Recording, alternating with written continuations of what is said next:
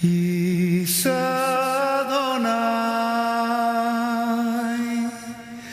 panav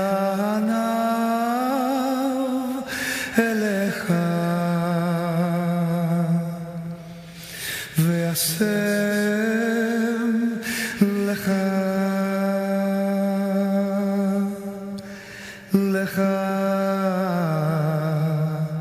shalom.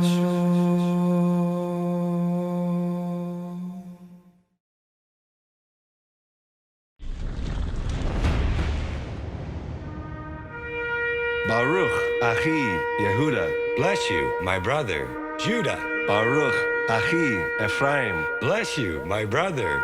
Ephraim, Shema, Yisrael, hear and do, O house of Israel.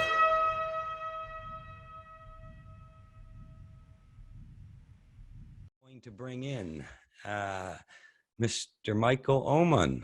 How are you, brother? You turn off, you got to get your mic going here now. No, you're still not on. There you go. Oh, you're back off again.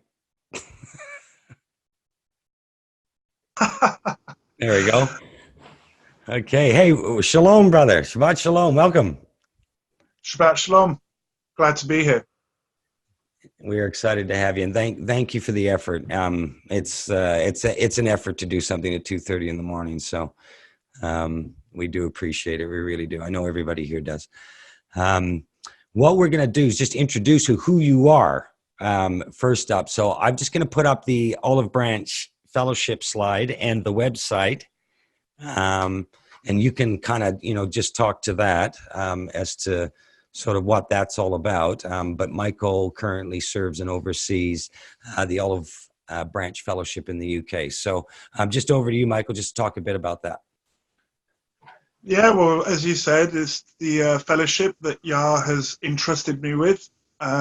We started off just over 2.5 years ago as a small house fellowship, and basically 6 months later, we outgrew the house and had to start renting a building out.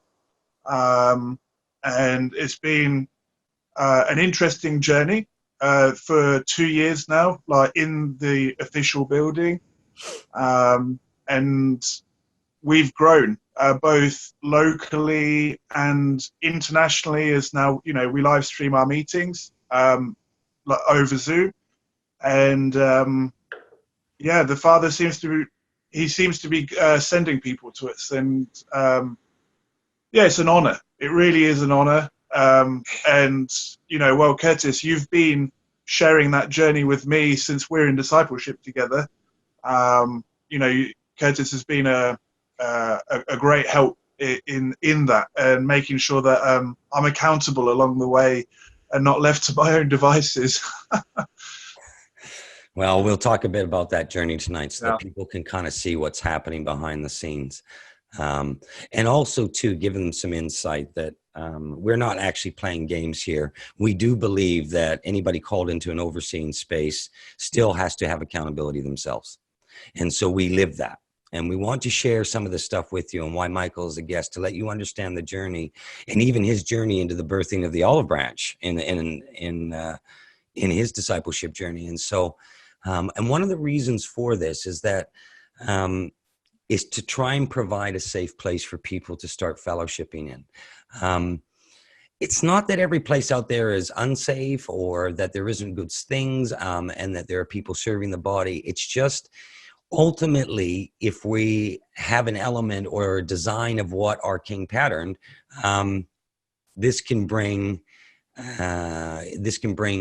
situations at hand where unfortunately, unintendedly, we can hurt little ones or people, or as they're trying to work through things, and sometimes even leadership themselves from an overseeing capacity, they not only can get things wrong, but what happens if they get off track? And so we have discipleship in play from our King and pattern for a reason, and that exists at every level of the discipleship tree, which we're going to be, which is the example that I use, or the target example, which we'll talk a bit more in the beautiful mess in a few episodes on, as to why this is so important. But I wanted to bring Michael in tonight to just kind of share that this is the fruit of those who are willing to engage in discipleship versus those who are willing to engage in viewership.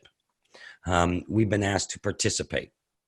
And this is something where a lot of people don't get a chance to participate because we're scattered, or because the model is missing a few pieces. And so many years ago, in the fires of my life, this was one of the things that the Father had to get through to me and to wake up in my life.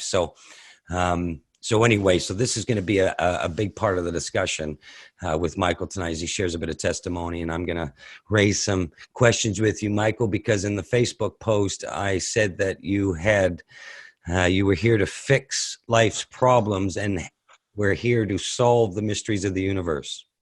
I don't know about that, but we'll sure.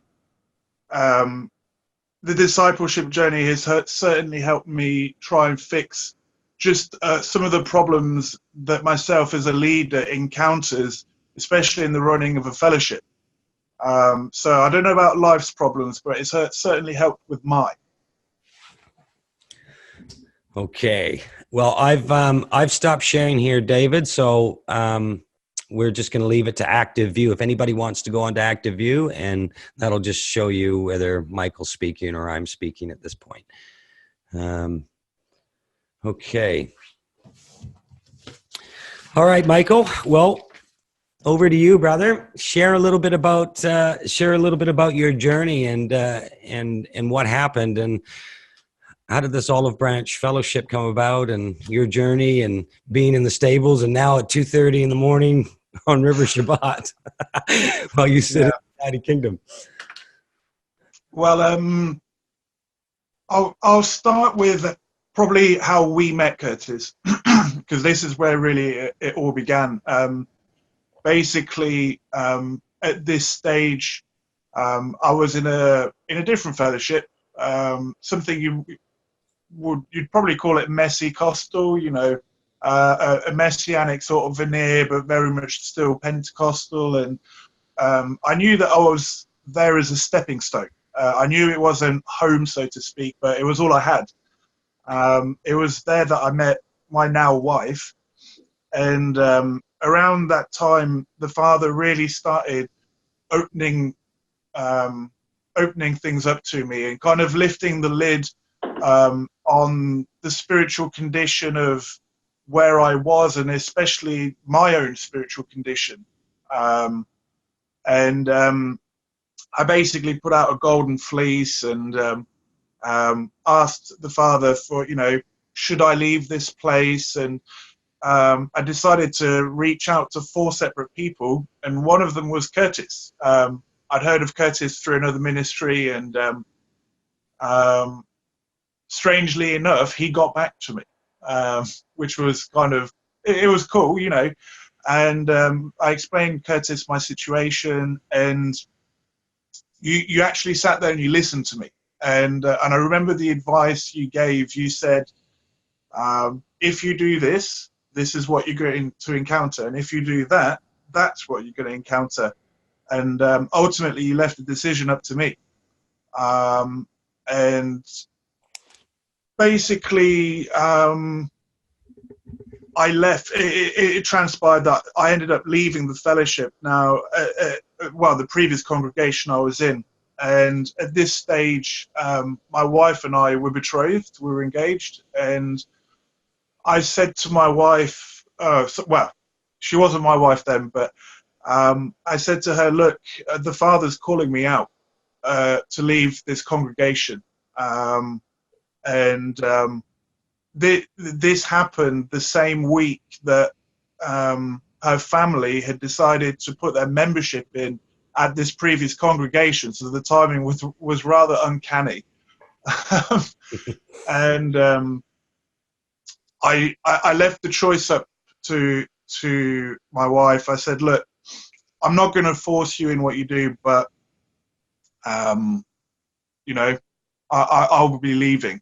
I ended up at this little house fellowship. I knew, you know, I was thinking, okay, Father, you're calling me out. I can't be on my own.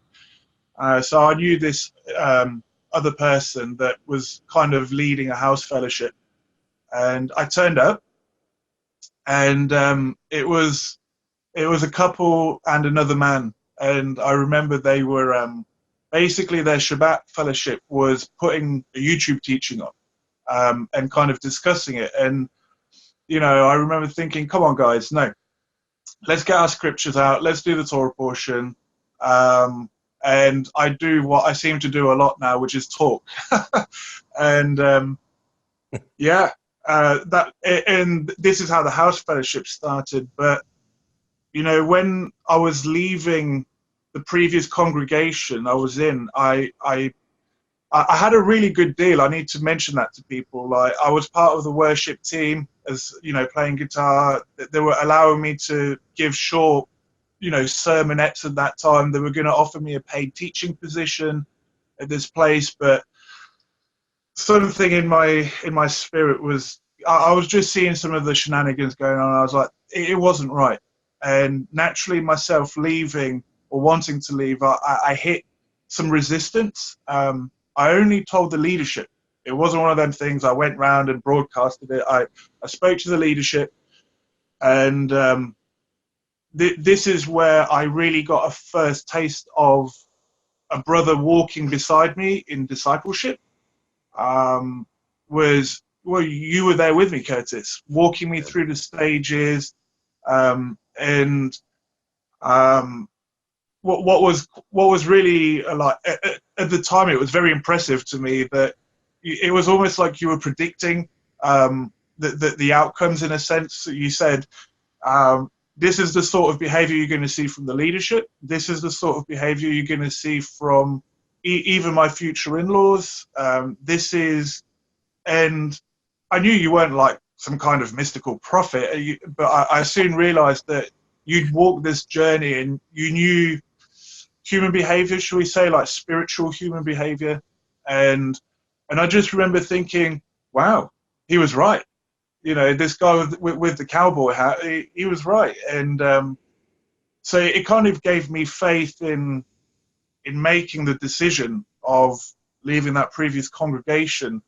And yeah, I don't know if you want to add anything to that, Curtis, at this stage. Yeah. You know, one of the things that you did, you know, because I was challenging you a little bit. I just don't have the time in my life to just give. But there was something I was doing, at least at that level, Michael. But there was something I was doing at the time, and I was putting to prayer, Father, who are the people that that you want me to work with from a scattered sense. And this was outside of the fellowship that I was already overseeing in the men's discipleship there. But this was something where I was being led. And so I'd been putting things to prayer. Michael was not aware of that, and I did not make him aware of that. I needed to know who these people were, not who I thought they should be. I wanted to know who the Father thought they should be. And so I had a little bit of an agenda going on, which I eventually admitted to him and some of the others a little bit down the track. But for me, I need to know things are real and at the hand of the Ruach. Because in our own strengths, we can manufacture things. We can do that. But when you've been through some of the fires that I have in my life and made as many mistakes as I have, you tend to get to a place where it's like, you know what? I'm not really interested unless it's the hand of the Father. I'm just not. I don't care about clickbaits. I don't care about entertaining people. I don't care about, let's have some, let's discuss the color of the Nephilim's underwear or something like that. And so it's an interesting thing for people to, engage in on a night. And again, I'm not saying, many of you know that I will engage and talk about some of the other subjects, especially Bible prophecy and things like that. But ultimately, when you go through enough, when you've gone through enough hurt and enough pain, you will want and look for the real thing. And I believe many people that are part of this community right now, and ones that the Father will bring to us, essentially are getting over themselves. You know the message that I give, and hurt people hurt people. When people don't deal with their stuff, they will justify and manipulate, and they will do everything they can to preserve self. And as much as we love these brothers or sisters, to walk with them when they're not actually willing to walk in that place is actually why you see the instructions that Paul gave in the New Testament, in the Brit Hadashah, to say, listen, let them go about their way. Why you saw Yeshua say, and they kicked the dust off their feet and things like that, not because he didn't love them, not because he doesn't want them to be there with them. But the reality of it is our sovereignty makes the choice of discipleship. And so when Michael had contacted me, he didn't know it, but he was contacting me right in the middle of this. And so it was a little bit weighing on why I phoned back and contacted, but I actually sensed that the Ruach was going phone this one. And there's some other people on the screen tonight who that happened to as well, that are in the River Shabbat community here. And so when I came back to you, Michael, you were in quite a state of flux. But what I did know, what I did realize with you was that you really were in a place of repentance. And I sensed you weren't playing a game. And that's the thing that is precious, I believe, to Yeshua. So therefore it became precious to me. Who is this man, and what is he truly going through? Why is he raising the things that he in and reached out the way he did right at this time? And so I needed to be, in essence, obedient to the King, just in even, our original conversations. But I saw that in you very, very in a real way, Michael. And, I wish I saw that more often, in men that are in the body of Messiah, but I don't always see that. I might like people. I might think they're nice. They might be knowledgeable. They might be whatever. But I need to see something that's far beyond that. And unless the Ruach shows me that, I'm not interested. I'm not the Ruach. I'm not omnipresent. I don't have the ability to be phoning everybody around the world and finding out whether they're in a legitimate walk or not. And so one of the things that was very evident in you is that you were actually looking for accountability. You were actually looking to receive and to hear, and you were actually looking to go, I actually want to do the right thing by the King. And that was something that, I'll finish up here, but that was something that was distinctly unique about you, as a part of what I was going through and putting certain things to prayer at that time. And so, when you started opening up, but I kind of grilled you a little bit at the time. I was actually going to kind of mention that is, I want people to know it wasn't just all like, really nicey conversation, puppies and rainbows all the time. You did hold my motives to account at some points, and I mean, one of the reasons I even stayed in contact with you and even took your advice on board is that you held my motives to account, and you really made me consider, look, Michael, what are your drivers? Why are you doing these things? What's driving your decision-making process? Are you doing it for you, or are you truly doing it to seek Yah? And if Yah's truly putting something on your heart, are you going to follow through with it, even if it means, leaving a whole congregation and potentially, like I said, I never forced my then betrothed fiance to come with me. So I had to make that decision of, Father, she's in your hands, which was really difficult. It was really difficult to make that choice. But, one of the things and I think many people will understand what I'm saying when I say this, but that we've been in congregations or in other fellowships where it almost feels like you're doing things by rote. You're ticking your weekly box. I've had my fellowship, and I've got to feel spiritual for one day, but there was always something missing. And this is one of the reasons I stayed in contact with you and decided to take your advice on board, was because in our discussions, we were going to places that I'd never been to with other people before, if that makes sense. It was something that I was really craving, that, really delving down to the heart of a matter instead of this superficial surface level of our faith. I mean, I'm not saying, like the tree rings analogy Curtis used, there's a place for the 120, there's a place for the 70, for the wider fellowship, but there's an intimacy and walking with another brother or sister in the faith that it doesn't happen at that level. And that's what I was missing. And when you showed up, or I showed up in your life, this is what started occurring. And, I remember some of the discussions we were having, they were deep, they were brutal, some of them, like I was really forced to look at myself and to look at my heart. And that was one of the things I appreciated about you, surprisingly, is like, he's not afraid to hold me to account. And you weren't doing it self-righteously. You were just saying, look, I've seen this before.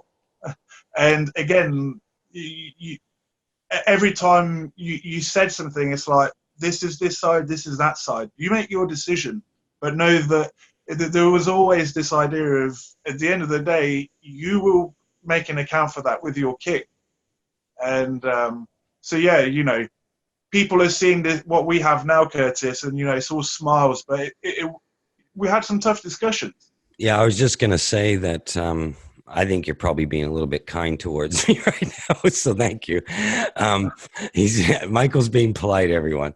But, one of the things that I needed to see is I would say, probably 1 out of 5 would have survived what I did to you. And I'm not proud of what I did to you, but at the time I seriously needed to know, because we were about to start, the DS1, and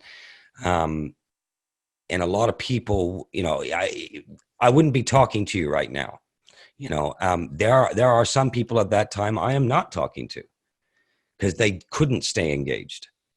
They liked the idea that they were talking with me, but they didn't necessarily like the idea of, what would discipleship mean.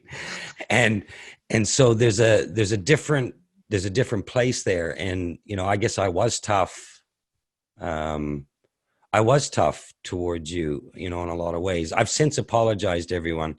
So, but ironically, this is actually what drew me to stay in fellowship with you, because for the first time, someone was actually pointing something out that no one was brave enough for. Because if you're pointing out in someone else, you've gone through the process yourself. And I think this is why people don't go there, if that makes sense.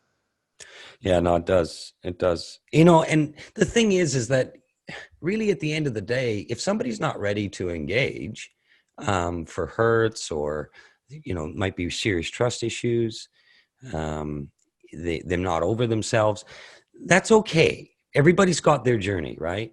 But for what I was going through, and I want everybody to understand this on the screen, for what I was going through is I wasn't looking for what was okay in someone's journey. My prayers were very specific. Who are these men, Father, that are going to help start and be a part of discipleship journey, which doesn't, it's not a conference. We don't go and it's not watching a teaching on YouTube. This is about getting down to the matters of who we are and how we walk before the King, and the things in our lives that we need to work through, and know that you can do that in an environment where you're not being self-righteously judged. We have issues that all of us have to work through, and trust is not something you should give lightly to anyone. You don't just hand over and try. In fact, a lot of the hurt that has happened in the body is because people are handing over that trust.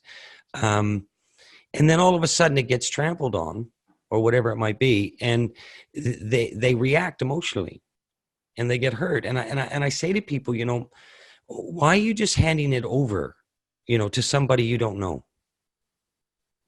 You want to discern whether you're hearing biblically sound teachings and doctrines at the wider levels.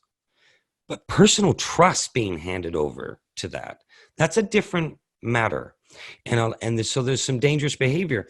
We see this, Michael, I'll get you to talk about, I'll get David to chime in here too a little bit on this. We see that trust being greatly abused and greatly hurting and damaging the body through social media these days. And it's terrible. It's terrible what's happening out there. Some of the stuff I see on social media and what it is doing, I look at this and I think, man, if these people only had a way to connect so that the only outlet they had was to maybe do things on YouTube comments or Facebook comments or things that are actually hurting people, including themselves. And in some of the stuff I see, I've seen stuff written by a spouse about their other half as a part of, some well-intended group. And if their other half found out that a whole bunch of people on social media were reading that,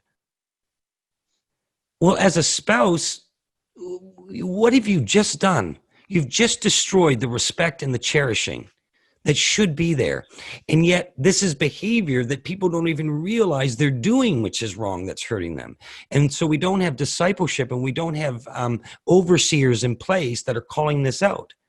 Now, here's the other side of it. If an overseer calls it out, and we're going to talk a bit about this, Michael, because our early conversation said you're going to get to enjoy this all in a living way one day. And sure enough, you are. When you call it out as an overseer, how do people respond to you? As they're working out matters themselves in their lives, because people don't often want to hear things themselves, do they? Well, put it this way, they don't say, "Oh, thanks, dude. I really appreciate you pointing out the darkness in my heart." I mean, seriously, it's hard to do it. Like, it's not something that as a leader I automatically go to that place. But my first port of call will be, let's actually journey with the individual and see if they can see it themselves first. But if that doesn't work, then you have to start going, look, this behavior, whatever it is, it's not good. It's not good. And usually it comes, generally speaking, with justification for said behavior, excuses and things like that. And the minute I start hearing that type of thing, I'm thinking, okay, dare I say it, they're not in repentance. Yeah. I mean, one of the other things I have seen is where you get this false humility. Actually, they'll go, yeah, you're right. I need to work on this. And the only reason I realized down the line it would be false humility is because of how the situation evolves over time. And then you're left scratching your head, and then you look back on the situation and you go, wow. Hindsight, eh? Yeah. And this is why it's truly a work of the heart, because to stay in a repentant place requires discipleship, because our self wants to disengage. We want to preserve self. So we will run, as the scripture says, the light will scatter the darkness. So the darkness in us can scatter at any time. Disengage. Don't be a part of the process. And so the problem is that if you're engaging in a process that's self-righteously persecuting you or mishandling that or isn't addressing it at all, you can end up in unhealthy environments. And often this can happen in fellowship environments. So some of those things that I was seeing in you and what I was doing to you wasn't for the purpose of just being, unkind or mean or anything like that. It was really about trying to understand, is this man truly in repentance? Because who cares what someone knows if they're not in repentance? Who cares? And how would you know if they are in repentance? I'm speaking to the River Shabbat family right now. How would you know? So we listen to all these peoples and teachings and doctrines and everything going on. And how do you know if you don't start engaging in a community? But on the same front, I'm looking at a community that's scattered. We don't have anybody. Our own Christian family thinks we're nuts. Our believing family thinks we're nuts. You know, I get beat up self-righteously from some messianic group. Next thing you know, where do you go? What do you do? Well, welcome to River Shabbat, everyone.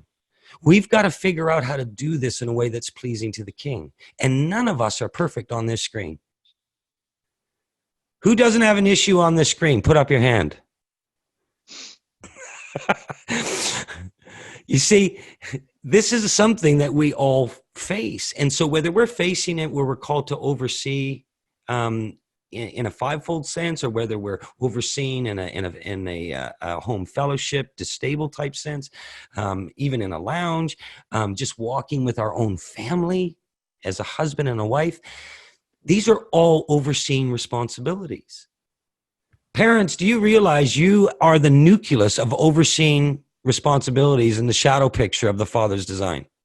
I don't know of a more responsible position than being a parent. By the way, much more than Michael or I's. It is the most important form of overseeing that exists in the body of Messiah. Number one, where has it been given? Why is it all of a sudden a teaching by Michael or I elevated above the responsibilities of a parent and the overseeing level at that level? Because when I read the Shema, I see the instructions first and foremost to those who were given the gift of life and to oversee and to parent. Now, on the other side, what about us as overseers who are supposed to help equip those people? I know what I'll do. I'll spend the rest of my life just pointing out how bad parents are. How's that? You know, this is where Pip and I got to a place. Do we just sit there and criticize what's happening, or do we try and help? Are we going to have a servant's heart, or are we going to have a self-righteous judgment heart? And so you can only, you know, it's not easy out there. I know there's a lot of parents on the screen. I mean, my goodness, this is not easy.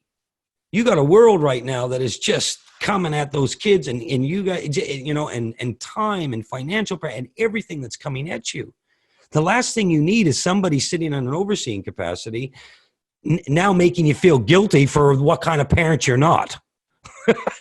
How about we start helping each other get in discipleship and help each other be the best parents that we can? We've got to change this. And so Michael represents somebody who ultimately said, yes, I will engage in the process. And I think the Father has shown some incredible fruit in his life as a result, you know, and in the wider capacity, because he's now trying to help instead of just self-righteously judge everyone. At the same time, you got to go through the issues, because not people aren't always ready to be helped as such. And so that's interesting. But David, I want to get you to chime in here on that. I want to ask Michael a question. This is cool, because thanks to that foundation, and among the other men on the screen as well who started DS1, and I was welcomed in. And again, and I said before, not all just, oh yeah, look everyone, this is my friend David, welcome into the stable. But same way, and Michael, you were there, like, all right, what's up, dude? What's going on? Why are you here? You know, you got to make it real. And so was welcomed into DS1. And so now it's a pleasure, along with, you know, half a dozen men on the screen, to walk with Curtis and Michael every single week. And I just wanted, you know, to have Michael touch upon, because you said, right, you're in a position where you, as an overseer, have been entrusted with the Almighty's flock to oversee, right? And so now you're in a process where there's those sometimes situations where you do need to, as overseer, right, call it out, because if you're not, you would be almost not trustworthy to the responsibility that he called you, right? It would be doing them hurt. And so I just want you to maybe touch upon the fact, something that Curtis had mentioned also, on how these ideas of inner circles that the secular world understands very well. They use that terminology, inner circle. And we as believers are starting to work with that again. Maybe touch upon the fact how discipleship and those inner 12 and then 2s and 3s actually allows you to have the conversations in your fellowship, but you've already sharpened them to the point that by the time you get to the fellowship, you're not having the same conversations with the guys on Monday as you do in the fellowship, and how that actually benefits both. So just kind of touch on how you kind of go between the different rings and how that helps you as an overseer in your position. Yeah, well, a really good way of demonstrating how the different rings worked, especially in my personal journey. Part of being an overseer, sometimes, I say it's inevitable that one day you might have to give someone the left foot of fellowship. Before I did that, we had a situation transpire where I had to do that in the fellowship, and it meant that a whole family ended up being removed from the fellowship. Now, it wasn't fun, one bit, and as this situation transpired, well, who do I go to? Do I now start talking to just the normal congregants of the fellowship? No, that will just cause more problems, and in fact, it will cause confusion. It will breed division. It is so unwise to do that. So this is where I can bring it up to those that I walk with. Now, this was something that I was able to walk through with DS1. I don't know if you were there at the time, David. I don't think so. But there was a conversation that occurred at the DS1 level. Now, also, there was the deeper conversations that happened with Curtis and I. So now you're seeing the 2s and 3s, because Curtis had to kind of, there's certain things that had to be brought up that are probably not suitable for just like the 12 level. Like some of the conversations Curtis and I had was really talking about the issues of the heart, and the drivers behind these behaviors that were occurring. And it's not fun. Like, it's really not fun. And that was your heart, Michael, first and foremost, not even this family, but just so people know that what Michael was going through was first and foremost what's happening and what's the motivations that he's experiencing, from that position. This is sometimes what people don't see. I wanted to give people an insight into some things here of what we face, because it's such a difficult thing when you love people that are hurting other people, and they can't see it themselves. But what was your motivations? Because that's the first thing you faced in this particular example. My motivation, genuinely, it was actually driven by the fear of Yah. It was, this is what's going on, but I need to be able to stand in front of Messiah and say, I did everything possible according to your ways in the fruit of your spirit. And I need to be able to stand in front of him and genuinely be able to say that, because at the end of the day, it's not my congregation, it's not my flock.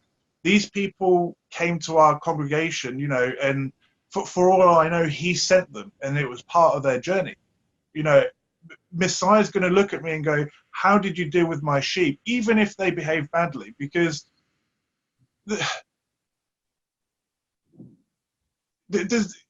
it's not my job to condemn people's behavior. My job is to help them through that behavior, even if it is bad. But ultimately, I need to know that I can stand clear in front of Messiah. And unfortunately, I can't. Some of the situations we face as overseers, you need that outside help. I was too involved. I was within the box, so to speak. And this is why I need other people that understand fellowship dynamics, that even understand the overseeing dynamic, to be able to go, look, brother, consider this, consider that. And my driver was actually for the people. Because if it was about my self-righteousness and me wanting to keep the camp clean, so to speak, they were probably being kicked out a lot sooner. But I can't do that. I don't have on Judgment Day, I won't have that luxury of that self-righteousness. Well, they were causing problems. And it's like, you can just imagine Messiah saying back to you, well, you caused problems too. Did you show them the mercy that I've shown you? That was the driver. And ultimately, the situation went the way it went. And this might be tough for some people to hear, but I think I can honestly say I did everything in my power. In that particular situation, I sought wisdom from my brothers that I walk with in DS1. I prayed about it, and I think I can stand clear on this one, but it still grieves me that I had to take the action that I did. Because ultimately, now I have a family that's been removed from a fellowship, and I actually think they're in a worse off position because they're now on their own. It is the classic, the wolves separating the weak ones from the flock to pick them off. So I don't take it lightly of having to do something like that, because ultimately it's not a position I'd want to be in myself. But you have to kind of weigh it up, if the behavior doesn't get dealt with, it will be like a cancer and it will spread to the flock. So, a good shepherd, if it has an unruly sheep in the flock, it will have that sheep for dinner. That's the shadow picture. And because if not, the rest of the flock end up being infected, so to speak. So, yeah, it's situations like this that the burden of responsibility and the high level of judgment really come to the forefront. And if they don't come to the forefront, I'd say that's a worrying place for any leader or overseer. But yeah, ultimately, can I stand before Messiah and say I did everything possible according to your ways? And did I do everything to actually protect the individuals that ultimately I had to remove and protect their dignity in the whole process as well? You know what, Michael? It's a difficult thing that people don't often see behind the scenes, and I realized how much anguish, how difficult it was, because when you care for people, it's difficult, and people don't know that, and they're not privy to all the details you were, so they're judging you from a position of, or assessing you, even the ones that aren't, they're just wondering what's going on from a place of they don't have all the details you have, and you're not giving those details out of respect for the person, and so you're trying to protect, and it's a very difficult thing. And so I often say to people, anybody who wants to oversee in a wider context fellowship in the body are people who have never done it. Because you don't want to be in this position, not only your accountability before Yeshua, but also the personal cost and price of living it. And because of people you care about, and no matter how much you want to change the position of a human being, we don't involve ourselves in people's sovereignty. People have a right to even, be self-preserving above repentance. That is a right given by Yah. So how do you deal with that? And so you deal with it in the best and the most healthiest way. And so at least the pattern, would you say, Michael, that does the pattern of Yeshua at least give this a better chance? Even though it still has to happen, has it given it a chance where it didn't happen with people because you were putting in discipleship? And I was just about to say, I'd hate to think how this situation would have transpired had I not had discipleship. I mean, I would have been left to myself, my own vain imaginations, or left to I'm more likely to make a decision based off my emotional reaction, and hopefully people can see how the different levels of discipleship actually benefited the whole situation, because I have a situation occurring at the 70. Well, I can't speak to these people just for the sake of, people's privacy, people's dignity, that type of thing. So I'm able to take it up to the 12 level. And even, again, like I said, there were certain conversations that just you and I had which are probably not as suitable for the 12. So we had all three levels occurring, and man, was my burden shared. I mean, it was a tough situation, even with discipleship. So, you know, I'm really not surprised why I hear, you know, stories of pastors in the Christian church topping themselves, because, you know, if they're going through this all the time without any form of accountability, without any form of discipleship, even without just being able to simply share the burden, I mean, I'm not surprised. I'm really not surprised. So, I mean, yeah, discipleship, like just having that in place, I can't speak enough about it to really say, you know, and I just want to say to the listeners, I mean, yeah, it sounds nice, you know, yeah, you need discipleship in your life. No, seriously, you really do. Like, and I cannot stress that enough. And unless you walk through these types of situations, or unless you go through a fire and have discipleship in that process, only then will you really be able to see the benefit of it. Yeah. Did you find, Michael, in any of this, because it's relating to sort of, you know, the gathering levels, did you find that the accountability you received as well from the men helped keep you from going to making emotional decisions or, you know, reacting or whatnot? Because I know a few times you phoned me up and you were grieving or even, you know, angry and experiencing emotions, because we experience emotions. And there's no crime. We're supposed to experience emotions. But did you find that the accountability you were receiving allowed you to make better decisions? And the other thing I wanted to say is have you had the other side of this where somebody in the fellowship was struggling, but because of discipleship, they were able to be restored? They did listen. And so you put in the same thing where the outcome wasn't a family leaving. The outcome was a family staying. You know, what's the other side of this? Sorry, what was the first question again? The accountability. You yourself, because I'm asking it in a sense of, because I know the answer, but just for the listeners, you actually received a lot of accountability. I know I have in some things I've gone through from DS1. People don't realize this, but I allow this to come in because I'm going, this is how I'm viewing it, but I want to hear some wider counsel on this. Counsel I can trust. And DS1, the guys that walk closer to me, they have no problem telling me. And I want to hear it, because this isn't a game. This isn't our body. This isn't our people. This is our Messiah's body. And we're being called up. So this is why Paul would say, right? Don't make my life any harder than it is, because this is not easy. This is not fun. You know, it would have been easier just to walk away from it all. I know, Michael, at one time with what you're working with, but I guess the question is people don't know the accountability you were receiving.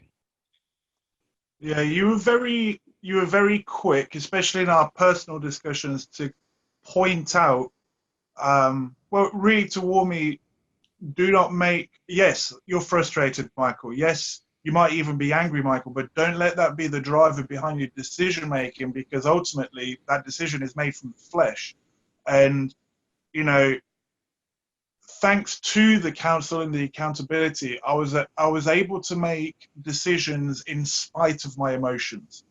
It didn't mean that my emotions went away in certain cases, but I knew that the counsel was coming from outside that emotional place. And it meant that I was, you know, again, it means that I can stand before you and say, well, it wasn't about me. It wasn't about my little offense. You know, it wasn't about my personal emotional state at the time. And, you know, I'm trying to balance that out. No, it was what I believe to be wise counsel. And, you know, everyone knows that when you're in the situation, sometimes it helps just to have the outside view, especially if you're in a heightened emotional state of anger, sadness, frustration, whatever. So, yeah, I mean, that was invaluable, absolutely invaluable. As to your second question, have I had the other side of it? Well, yeah, where someone did receive the counsel because of a discipleship environment I know you've put in place, you know, as a part of the Olive Branch Fellowship. You know, have you seen the other side? thankfully, I've never had to actually warn anybody of saying, look, the way the path I see could lead to possible removal. I've not had that, but I have had, some tough discussions with a couple of the guys in the fellowship, because let's face it, like I'm counting on there being bad behavior. I'm counting on it. Like, I'm expecting it. We're all fallen. And like you said, the crime is not the bad behavior per se or the reactions. It's how you manage it, how we move forward from these things. That's where the crime does or doesn't happen. And there's been a couple of times where I've had to have that tough discussion with the guy, but because we've walked long enough with each other, and they know that I'm not here just for kicks. Like, after walking closely with some of them for 2 years, they know that I'm not messing around, and that ultimately they know that even if they react badly, even if they have their little vomit, I'll still be there for them. And because that trust is being built, it means that when I did have these tough discussions with, a couple of the guys, it meant that they knew that they had that place where they could get things off their chest, even vomit a little bit, but ultimately they stayed because they knew that I'm for them. We're for them. The other men are for them. And it's okay. We're all going to have our reactions. We're all going to have their moments where we might be in the wrong, but it's okay. This is part of the journey. This is part of our bridal preparation, the garment preparation. And so that's where I have seen the fruit. And, now some of the men, we can have some very frank discussions without us getting all offended. But I'm seeing the fruit pay off, if that makes sense. Definitely. Yeah. All right. Sorry to interrupt, Michael. Just wanted to touch on something else, as you're saying, the levels and that trust, right? And what Curtis mentioned at the beginning of, handing trust around. And that's what I meant by the inner circles, that there's just, and I think we mentioned this 2 weeks ago in kind of the Q&A discussion, saying that, even jobs and workplaces, corporations understand inner circles. You're going to have a discussion between the president and the vice president before they discuss to the rest of the company. It just makes sense because it's safer that way. And like you said, that it's no surprise when you see, men who are, taking up and overseeing responsibility without that support, who are burning themselves out. I think the reason that we walk the way that we walk is not because we think that we're better than those guys. We know that literally if we didn't walk the way we do, we would be those guys. So it's like we're keeping ourselves from ourselves. It's like we have to create these true safety measures in place, knowing that we're our, best opportunity to take ourselves out of the true service to the King. And so I think, I think you illustrated it beautifully, just the fact that, without that support, what are you going to do? And we know that it's just put anybody in that situation. I feel like the outcome would be very similar. And then one just last thing, so I think Curtis, you had something to add, is the discipleship levels that you talked about in this situation, right? You're not going to discuss it with the 70, you're going to go to the 12, maybe even more intimate with 2s and 3s. And then we didn't touch it, not that you didn't mention it, because this goes without saying, but then it even, I've found, also helps the discipleship level with you and the Creator in prayer. And then also you with your wife, because there's going to be conversations that honestly, it will be a factor on that level, but doesn't even need to be discussed, in order to preserve the trust on that level. So it even, I'd say, discipleship goes all the way back to now, the fact that when you're alone in prayer and you're having that time, it's something that also now fuels the rest of your walk. And then it goes back, the ripple, that your walk in the fellowship level and the 12 level can now inform and greater, peel away your heart. So when you're on your knees before the King, it's way less self-righteous than before, because you have people that you're walking with to reveal that in you. And so it's beautiful. It goes in terms of marriage, in terms of, the brothers that you walk with. And it's just a beautiful thing to watch. And I know that, there's a lot of people on the screen who, have experienced that fruit that you've seen. A sister that's on the screen, and I think this is another proof of discipleship. When I was entrusted with an overseeing capacity with Shabbat fellowship on Zoom, this sister could have confidence that not only knew that I was in a safe place because I was walking with brothers, but that listening to your messages was also safe because she knew that I walked with you every single week. So it's also, you can credit the Ruach even more, that maybe a conversation that we had in our Sabbath group from something makes its way in some way to the stable in a relationship that makes its way into a message of yours that makes its way back into the discussion. So it just flows through the Spirit, right, through the Ruach on those levels if we just allow those places to be in. And so I saw that fruit firsthand of it. And so I think everyone was blessed in that through Yeshua, through his Spirit, and we just provided, the donkey back for the king to ride on. Just to really quickly piggyback off that, David, what people don't know is how many of my teachings come from discussions within Stable One. I did a short 2-part thing of wisdom in the bride and wisdom in the foolish woman, and that whole teaching came from one discussion that we had in DS1. And it was really neat because we had this discussion in DS1. We weren't seeking knowledge or anything. It was just part of a journey we were going through at the time. But, what the point I'm trying to say is that because of the discipleship and the accountability that I experienced in DS1, it actually refines my messages a little bit more. Again, first it prevents me from being led astray by my own vain imaginations and whatever, but also because as we grow as men, as we grow closer and hopefully become more conformed to his image, it means that anything that then comes out of that is better for it, including my messages. There's been times when, I recently put out the Rod of Elohim. If it wasn't for my discussions with Curtis on that, it wouldn't have even been half the teaching it was. And so again, this is a really simple analogy of how, why discipleship. I think it's,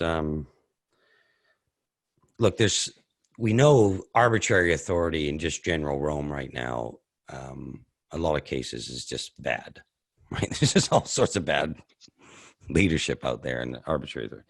But there's also unaccountable authority going on in the body of Messiah. And you've known my heart, same with David, in this, and that how much that grieves me because it hurts people. And I see those men themselves not having accountability and therefore making decisions either emotionally or unwisely, or at least not with the accountability as to even the, the agenda behind the decisions. And people get hurt out there. And, I think one of the things that you've engaged in, Michael, is you take that seriously, as do we, that, that we are to love and to care for what he paid for, what he bought. And at times it's wonderful if someone listens. At the same time, it's the old saying, you protect sheep from an environment, one that can be hostile and hurtful to sheep. But the environment you protect from goats because they make a mess of everything. And in a father's house, there can be vessels of honor and vessels of dishonor, and we can all take our time in that space. And no matter how much we love someone else, or we think we're really right, or whatever else it is, we can hurt people. And real overseeing, will not allow somebody to run around and continue to hurt people. True overseeing will act. It doesn't want to, and it wants to do that wisely, and it wants to do it for the right reasons, not emotionally, not intellectually. but the fact is that everybody here has got their sovereignty. And so whether you're called, like you're doing with the fellowship there, what I'm saying and what, we're living and what we're trying to get into a wider community is that discipleship at all levels matters. And like I say, number one, at the marriage covenant level is the number one.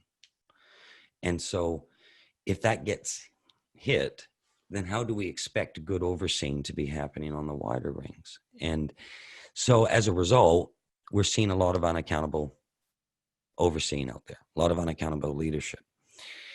And we mistake that sometimes for a good message. A good message means that somebody's accountable. No, it doesn't. I know lots of things going on YouTube right now that are good messages, and it doesn't mean that's coming from people who are living an accountable walk. And I've also seen decisions having to be made by people who are in an accountable walk where people don't understand why those decisions are being made. But there are people that get affected, and they're on the screen right now, Michael, and this is where I kind of want to go with this, that have been hurt because there wasn't discipleship in place. Maybe that's even why they're in the River Shabbat community. And they've been hurt from either well-intended or unaccountable overseeing. What would you say to those people? The problem is not accountability or his model of overseeing. The problem has been those that have been doing it wrong. At the end of the day, Yah's using fallen people to do his will here on earth, which means that there's always that element that the man stuffs it up. That doesn't mean that Yah's ways are broken. Quite the opposite. It's just us that are broken. So what I would say to people is that, look, there are people, I genuinely believe, when Paul is writing to his I think it's the Ephesians, and he's saying, Messiah has given these to the body, pastor, shepherds, leaders, prophets, evangelists, until that we come to the perfection of faith. Now, we're not at the perfection of faith, whatever that means, okay? Which means that there are those people that Yeshua has appointed to do that. If not, Scripture's lying. And what I want to say to people is that, look, pray to the Father. Hopefully this is why these people, the River Shabbat community is here, because that's what they're seeking. They're aware of the fact that, yes, there is hopefully some good leaders out there. And what I want to say is, I'll use us as an example. We're not perfect, and we're not going to get it right 100% of the time. But hopefully, because we do care and because we are seeking the Father's ways, hopefully we're going to make less and less mistakes as we move forward. And if there's, Curtis, I know you genuinely care for the flock. I know David does. And the other guys in DS1 that are overseeing their respective flocks, I know you care. And I'm sorry, we're not the only ones that care. Which means, so the point I'm trying to say is there is people out there, there is good leadership, and, it's hard to learn to trust again.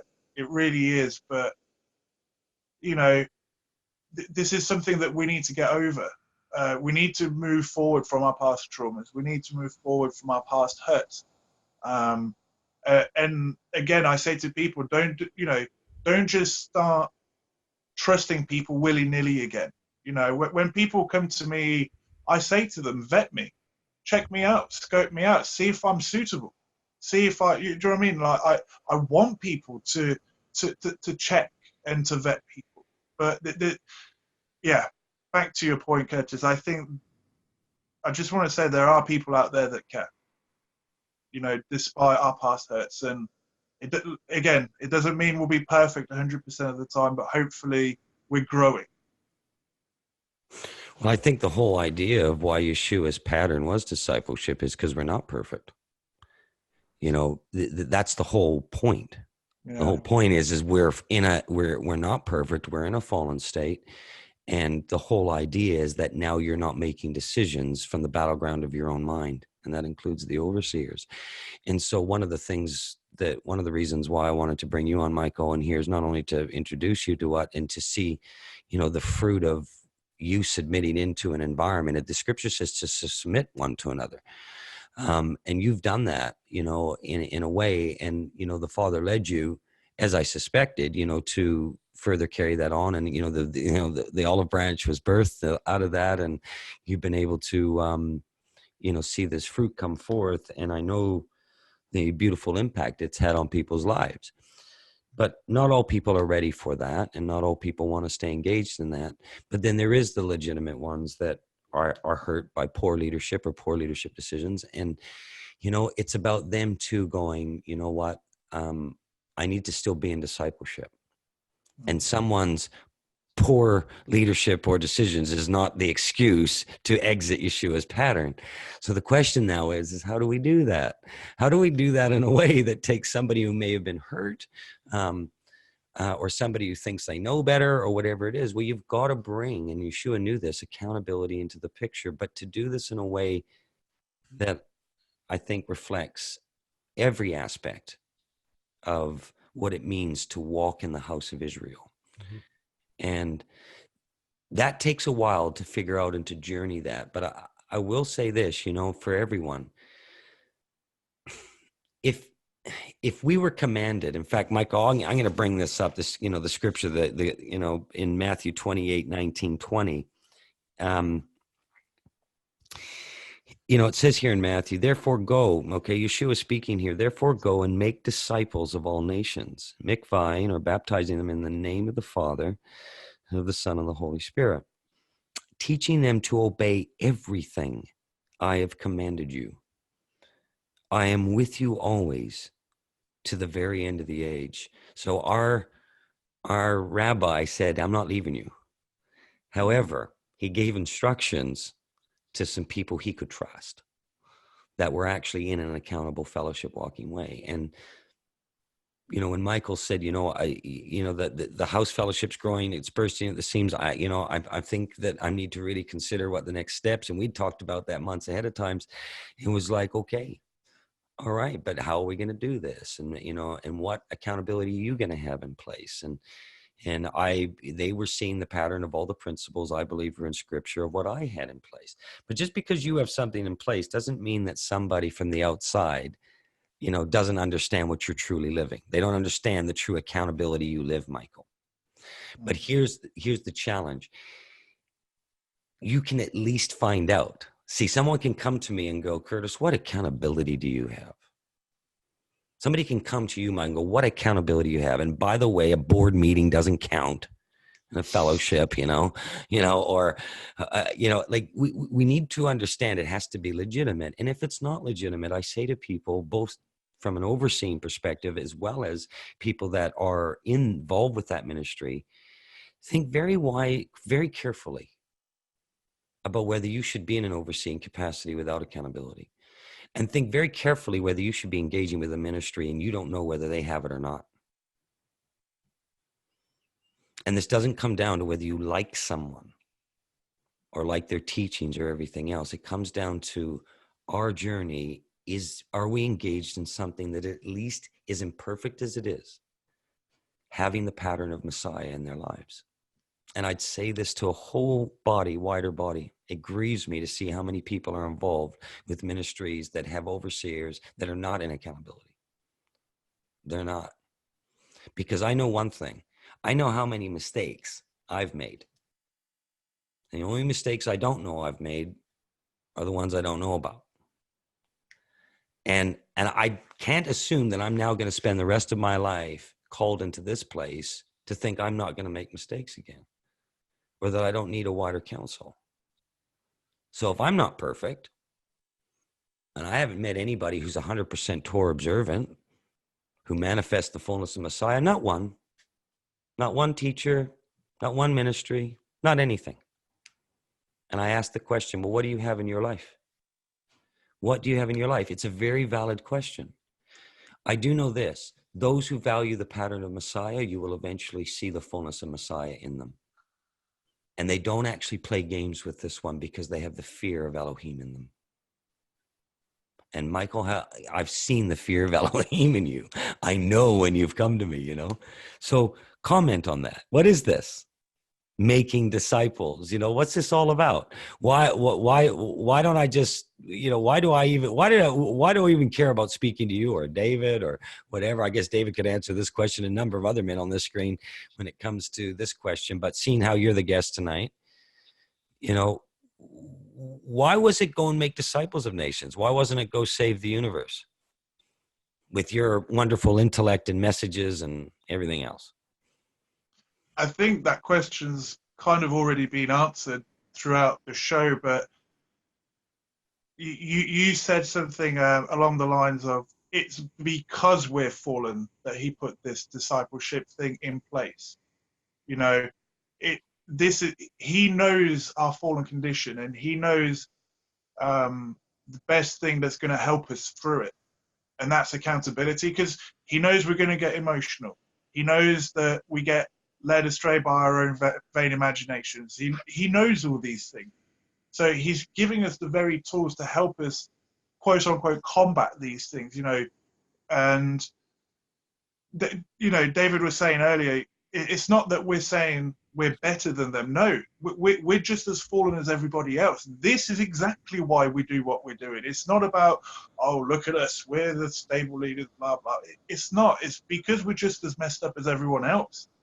That it's to protect us more than anything. And to protect the people that Messiah has you overseeing, which is the more important thing. But people don't always know what you live. They don't know what I live. They wouldn't know what David's living and the other men in this.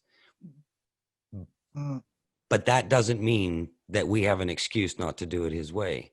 You know, I mean, why can't we just say, you know, Michael, the great prophet, listen to the prophet called by, you know, and he has all the answers, and the mysteries of the universe will now be solved by Michael conjuring up the answers in his own head one night in his living room, you know. And what about fixing all of life's problems? You know, I mean, look at David over there. How are you going to fix that, right?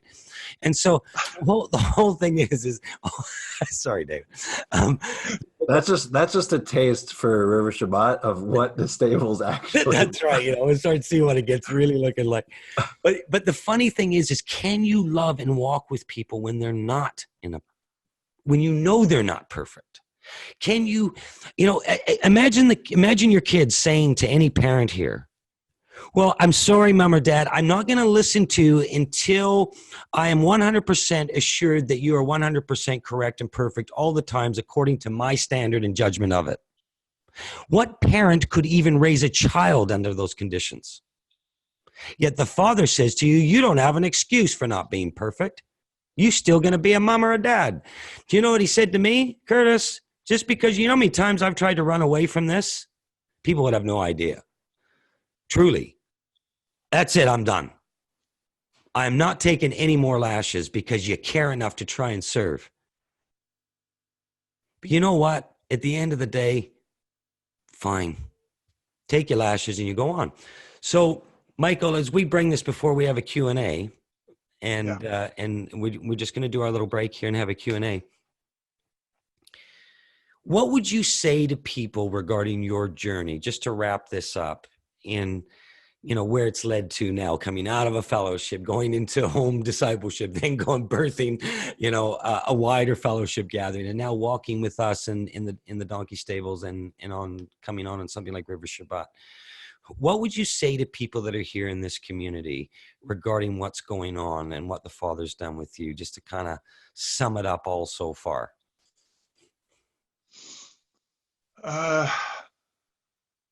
If it wasn't for discipleship and accountability, I wouldn't be half the man that I am today. Whatever people think I am, you know, I'm not saying I'm perfect or anything, but I know I'm a better person for it, you know, and because it's made me look at me more than anything. It's made me face up to me, because I'm my own worst enemy, ultimately. That's literally it. I would not be half the man I am today if it was not for the discipleship and accountability I have in my life. You know, How would you encourage the people engaging in River Shabbat? How would I encourage them? What would you tell them? What would you say to the River Shabbat family here? You know, because everybody here has got their journeys too, and they're all just as special as anyone else's testimony, and they're all just as important to our King. So what would you say? How would you encourage the people here that are trying to engage in this? But you know, we all have things to work through. What would you say to people, you know? I'd kind of give a double-edged encouragement. I'd encourage people. Obviously, people are here for the reason that they're seeking something more intimate. But I will be very real on this. It's not always plain sailing, and sometimes it hurts because we're fallen, and sometimes the Father needs to shave things off us. He needs to remove things from us. So I always say, you know, I recommend it, but I with the caveat of, it's going to be tough at times, but it's necessary. It's necessary. And, you know, once you have these, you know, metaphorical things shaved off you, you'll be lighter for it. You'll like, again, it's this whole thing of going through the crushing, going through the fires. And yeah, I hope that makes sense. Like I said earlier, I'm not half the man I would be if it wasn't for discipleship, but it came at you have to pay a certain amount of price for it. So Yes. I'm being real. Yeah, you are. Well, I hope the people tonight, you've shared a bit from your heart, and I kind of put you on the spot, you know, from an overseeing perspective. But you are real, and I hope everyone has appreciated that. At least Michael has shared with you from his heart a bit tonight. It's not easy, a lot of what his journey has been. So I hope that is appreciated. I just want to read this one verse from 1 Peter chapter 5, because I know, you know, been some really, you know, good encouraging feedback in the chat, and appreciating you know, Michael's service, and, you know, say that as, you know, a brother, and started walking together not too long ago, but it's been a joy, and I know you have this heart, brother. 1 Peter chapter 5 verses 1, 2, 3. But I beg the elders who are among you, I, your fellow elder and witness of the sufferings of the Messiah, and a sharer of his glory, which is going to be revealed, shepherd the flock of God that follows you, and give care spiritually, not by compulsion, but with pleasure, not by defiled profit, but with all your heart, not as lords of the flock, but as excellent examples to them. And I know, brother, you have that heart. So thank you for coming on and sharing a bit about your journey. Yeah, thank you, Michael. We won't quite end it there, because we're going to take a 5-minute break, and then we're just going to have a couple of questions, and we'll finish up here at 8:30 on our normal schedule.